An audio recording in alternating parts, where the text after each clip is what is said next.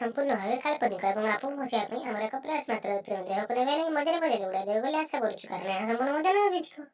ବାପା ମୁଁ ଯାଉଛି। କୋଉଠି? ସେଇ ଇନଷ୍ଟାଗ୍ରାମରେ ରିଲ୍ସ କରତେ ତ ପାଠ ସାଠ ତ ସବୁ ଚୁଲି ଗଲା। ଦିନ ରାତି ସେଇ ଇନଷ୍ଟାଗ୍ରାମରେ ସମୁହିନୀ କରୁଥା। ଓହୋ ବାପା ସେଇଟା ସମୁହିନୀ ନୁହେଁ, ସେଇଟା ହଉଛି ସମୋହିନୀ।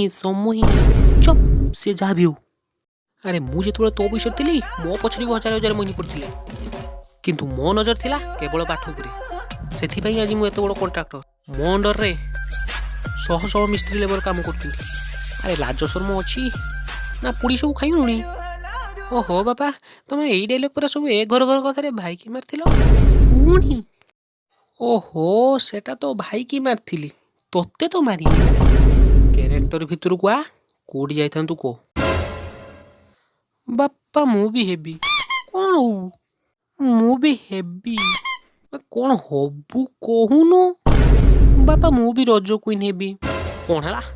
ଆରେ ମୁଁ ଯେତେବେଳେ ତୋ ବୟସରେ ଥିଲି ଘୋଡ଼ା ଉପରେ ଗଜକୁ ରଖିକି ଗଜ ଉପରେ ମୁଁ ବସିକି ଗଜ କି ହଉଥିଲି, ଆଉ ତୁ କହୁଛୁ ସେଇ ନାଳୁଆ ଜଜ୍ ମାନଙ୍କ ଆଗରେ ସାମ୍ବାଳୁଆ ସାଲୁବାଲୁ କରିବୁ? ଆରେ ଲାଜ ଶର୍ମ ଅଛି ନା ପୁଡ଼ି ଯୋଉ ଖାଇଗଲୁଣି? ବାପା ଚୁପ୍ କର। ସେ ଜଜ୍ ଗୁଡ଼ା ମଣିଷଟି? ସେଗୁଡ଼ା ଖାଲି ସୁନ୍ଦରୀ ଝିଅ ଗୁଡ଼ା ଦେଖି ସଜ ସଜ କୁସନେ ପଚାରନ୍ତି। ଆଉ ତୁ ଯେମିତି ବୁଢ଼ୀ ବସୁନି ଦେଖାଉଛୁ, ସୁଦୂରୁ କ୍ୟାରିମିନାଟି ଆଗରେ ଢେଚାକୁ ବଜାଇକି ଆଇବୁ। ବାପା ସେଠି ଝିଅ ଗୁଡ଼ା ରଜକୁ ନିହାତି ଯାଆନ୍ତି ନା ସୁଦୂରୁ ସୁପନରେ ଖାଇକି ନାକ କାଟିକି ଆସନ୍ତି? ବାପା ଚୁପ୍ କର। ରଜ ପରା ଦିନ। ହିରି ସେ ପିଜୁଳି ଗଛରେ ଗୋଟେ ଦୌଡ଼ି ବାନ୍ଧୁଛି, ହିରି ପାନ ଖାଇକି ଯାଇକି ସେ ଝୁଲି ବୁଝା। ସେ ରଜ କୁଇନି ଫଜ କୁଇନି ସବୁ ମୁଣ୍ଡରୁ କାଟେ।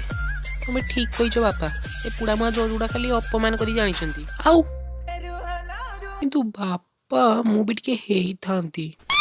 କିଲୋ ପୁଣି କ'ଣ ହବୁ? ବାପା ମୁଁ ବି ହିରୋଇନ୍ ହେବି। ଏ ଝିଅ ଗୁଡ଼ାକୁ ଯେତେ କହିଲେ ଏମାନେ ସୁଧୁରିବେନି। ଆପଣଙ୍କର ତ ବୁଦ୍ଧି ସୁଧି ଅଛି ନା।